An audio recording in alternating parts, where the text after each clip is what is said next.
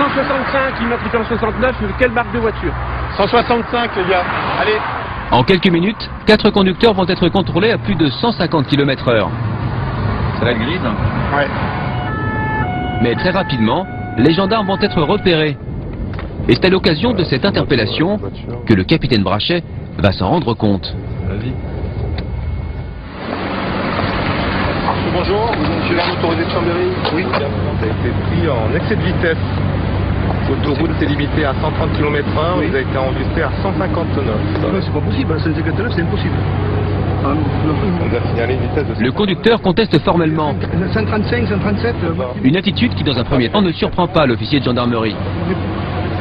Qu'est-ce qui se passe? Pourquoi est-ce qu'il conteste?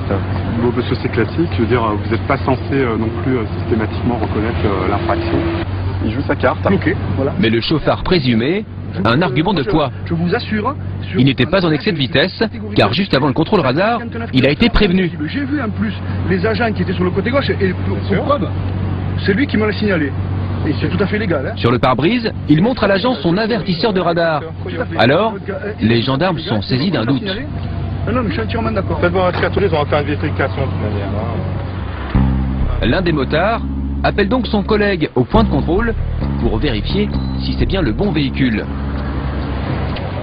Ok, salut. Et il y a comme un problème. La marque et la couleur de la voiture correspondent bien, mais pas le modèle. Alors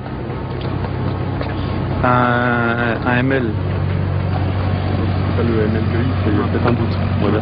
Effectivement. Il y a peut-être un doute. Non, mais j'en étais persuadé, monsieur. Les motards se sont donc trompés de voiture. Je vous remercie de votre franchise et de votre honnêteté. S'il y a un doute... Grâce à son avertisseur, l'automobiliste ne sera donc pas verbalisé.